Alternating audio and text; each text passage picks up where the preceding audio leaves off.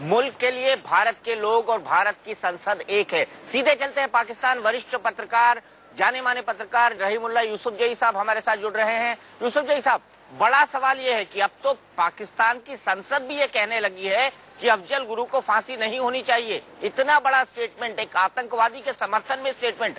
अब क्या रह गया है? अब क्यों भारत और पाकिस्तान बात करें? देखिए, नेशनल असेंबली तो जो है किसी के काबू में नहीं है।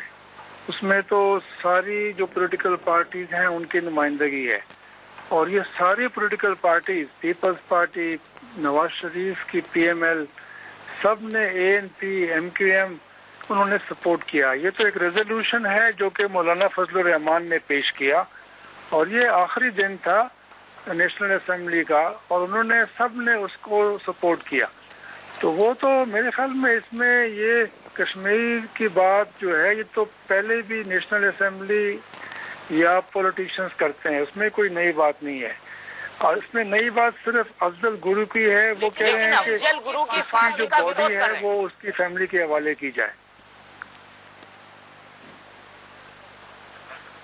जी जी जी जी, मेरा सवाल यही है। हाँ, बताएं आप जी, बताएं। सवाल मेरा ये है कि सर अब तो हद हो गई। कश्मीर की बात करें, कश्मीर की बात करने का हद है वो उसकी फैमिली के हवाले की जाए। और ये कह रहे हैं कि जी वहाँ पे काफी कश्मीरियों के ऊपर जुल्म हो रहा है। तो ये तो इलेक्टेड रिप्रेजेंटेटिव्स हैं, पॉलिटिशियंस हैं, ये उनकी राय है। अब इसके ऊपर हम क्या कहेंगे? ये तो सारे इसमें राइटिस्ट भी हैं, लेफ्टिस्ट भी हैं, सेंट्रिस्ट कश्मीरियों के ऊपर जुल्म हो रहा है। तो ये तो इलेक्टेड रिप्रेजेंटेटिव्स हैं, पॉलिटिशियंस हैं, ये उनकी राय है। अब इसके ऊपर हम क्या कहेंगे? ये तो सारे इसमें राइटिस्ट भी हैं, लेफ्टिस्ट भी हैं, सेंट्रिस्ट भी हैं, नेशनलिस्ट हैं, हर तरह के लोग हैं, पॉलिटिशियंस हैं, वो उनकी बात है। तो ये तो गवर्नमेंट की बात नहीं है, ये तो इन्होंने रेजोल्यूशन पास किया। और मौलाना फजलुर रहमान जो हैं वो नेशनल असेंबली की कश्मीर कमेटी के चेयरमैन हैं, तो उन्होंने रेजोल्यूशन पेश किया, सबने उसका साथ दिया और वो मंजूर हो गई। बिल्कुल बिल्कुल।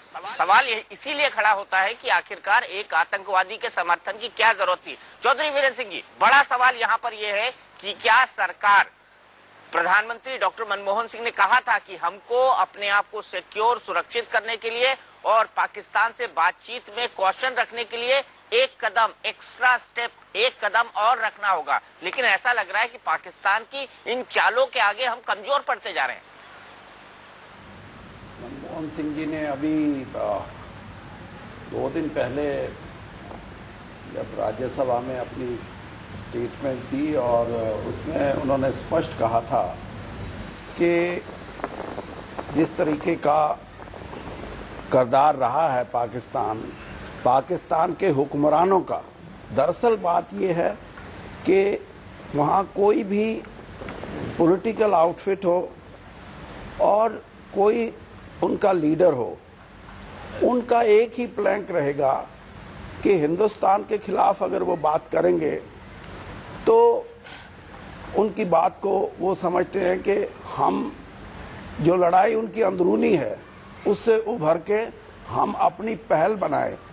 और आज हमने जो प्रस्ताव किया है जिसमें हमने निंदा की है वहाँ की नेशनल असेंबली की, उससे स्पष्ट है कि हमारे देश में हम हमेशा इस बात के हक में रहे हैं कि शांतिमय तरीके से आपस में डायलॉग से, बातों से पाकिस्तान हिंदुस्तान के मसले सुधरें, क्योंकि दोनों देशों की आम जो राय है, जनता जो है वो यही चाहती है कि कोई खून खराबा ना हो।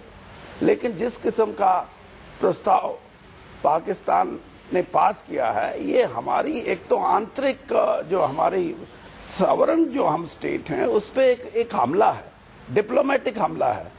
और इसीलिए पार्लियामेंट ने भी ये समझा है कि ये जो डिप्लोमेटिक हमला है ये बर्दाश्त से बाहर है। लेकिन फिर भी मैं ये कह सकता हूं कि सरकार ने अपना स्पष्ट किया है कि हम आने वाले समय में ये नहीं हो सकता कि जो पाकिस्तान करता है कि 1 कदम आगे 2 कदम पीछे।